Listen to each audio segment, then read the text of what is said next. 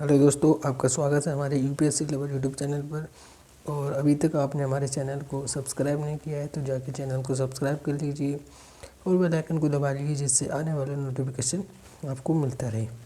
चलिए आज चलते हैं, हम बात करते हैं जो आईएएस टॉपर, हिंदी मीडियम के जो टॉपर हैं रवि सिहाग, उनकी कॉपी क्या बुक लिस्ट रही, क्या क्या उन्होंने फॉलो किया जिससे उन्होंने हिंदी मीडियम से अच्छी रैंक लाकर यूपीएससी का एग्ज़ाम क्लियर किया। तो चलिए हम सब्जेक्ट वाइज देखते हैं कि कौन कौन से सब्जेक्ट की उन्होंने कौन कौन सी बुक पढ़ी थी।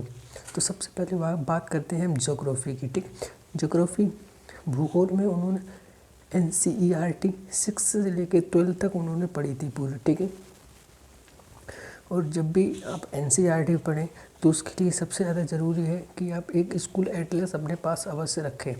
वैसे भी, और इससे क्या होगा, जब भी आप कोई भी स्थान पढ़ेंगे या कोई भी जगह पढ़ेंगे तो आसानी से उसे ध्यान रख सकते हैं तथा लॉन्ग टाइम तक उसे रिकॉल करने में आपको बहुत आसानी होगी। कई न्यूज़पेपर पढ़ रहे हैं, भूगोल से संबंधित कोई घटना हुई, भूकंप आया, तो हम मैप के द्वारा उसे जोड़कर उसे देख सकते हैं। इसके बाद एक यूट्यूब चैनल है सुश्री राज तनिल सोलंकी, जो सिलेक्टेड कैंडिडेट हैं, 457 उनकी रैंक है। इनकी यूट्यूब चैनल पर जाकर आप इनके लेक्चर सुन सकते हैं, काफ़ी अच्छे हैं, ये मेरा सजेशन है। ठीक है, अच्छा भी है, और जैसा आपको सही लगे आप अगर देख सकते हैं जाकर। इसके बाद आप इंडिया ईयर बुक आती है, एक वार्षिक बुक है। इसमें जो भी ज्योग्राफी से संबंधित कुछ चैप्टर हैं, उनके फैक्ट्स हैं, उनको आप देख सकते हैं, जो प्रीलिम एग्जाम में डायरेक्ट इससे क्वेश्चन आते हैं।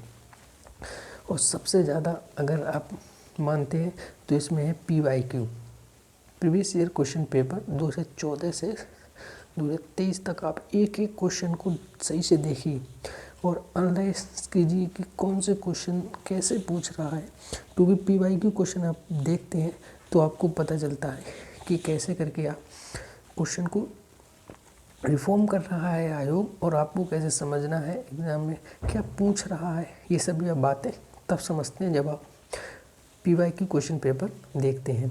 इसके बाद हम बात करते हैं इतिहास की। इतिहास में सबसे पहले बात करते हैं हम प्राचीन एवं मध्यकालीन भारत के लिए। आप तमिलनाडु बोर्ड की 11वीं क्लास की NCERT को आसानी से पढ़ सकते हैं, बहुत ही अच्छी बुक है। और जो आईएएस टॉपर हिंदी माध्यम के रवि सिहाग हैं, उन्होंने भी इस बुक को पढ़ा है, और इन्हीं बुकों के आधार पर उन्होंने इस एग्ज़ाम को क्लियर किया है। अब बात करते हैं आर्ट एंड कल्चर के लिए। तो आर्ट एंड कल्चर, कला एवं संस्कृति के लिए आप new NCERT and Nitin Singhania के कुछ सिलेक्टिव चैप्टर पढ़ सकते हैं, जिससे आपको आसानी से इस एग्ज़ाम को क्वालिफाई कर सकें। NCERT मस्ट है, पहले आप NCERT पढ़िएगा, फिर इससे कुछ सिलेक्टिव चैप्टर पढ़ सकते हैं। ठीक, इसके बाद आता है फ्रीडम, जो है स्वतंत्रता आंदोलन। इसके लिए प्रारंभिक परीक्षा के लिए सबसे बढ़िया बुक है स्पेक्ट्रम। ठीक है, इस बुक से हम पढ़ सकते हैं प्रारंभिक परीक्षा के लिए। और मुख्य परीक्षा के लिए एक बुक आती है बिपिन चंद्रा की, जो पहले ब्लैकस्टोन इसे प्रकाशन करता है। NCERT बुक है, बहुत ही पतली बुक है, और मेंस एग्जाम में हर टॉपर इसे पढ़ता है, सर ने भी पढ़ी थी।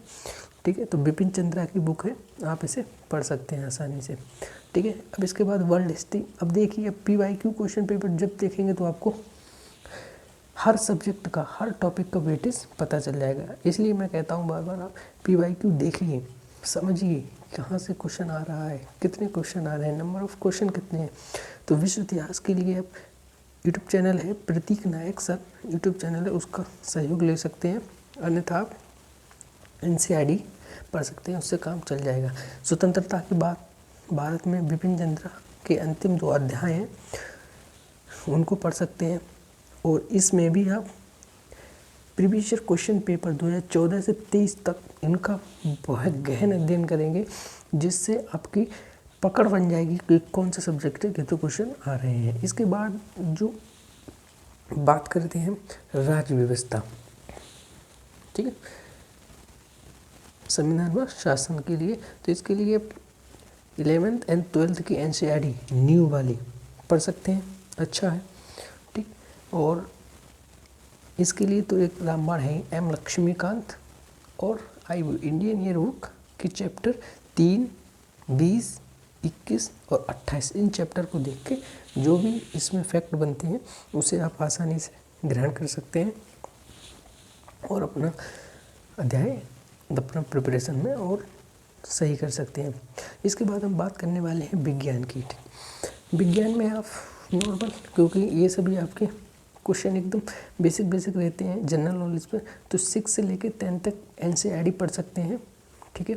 और इसकी PYQ जो प्रीवियस ईयर क्वेश्चन पेपर हैं 2014 से 2023 तक देख लीजिए, उन्हें तैयार कर लीजिए, नोट्स बना लीजिए और आसानी से आपका काम हो जाएगा, ठीक। अब आते हैं इकोनॉमी में सबसे पहले आपको ध्यान रखना है, इसमें आपको आंकड़ों पर ज़्यादा ध्यान नहीं देना है, आंकड़े नहीं रटना है, ठीक। अब इसमें बुक की बात करें तो एक संजीव वर्मा की बुक आती है, वो भी बहुत बढ़िया है, आप उसी को पढ़िए, क्योंकि एकदम सिंपल भाषा में लिखी हुई बुक है, सर ने भी बताई है, दिव्या मैम ने भी पढ़ी है और बहुत सारे टॉपर हैं जिन्होंने इस बुक को पढ़ा हुआ है।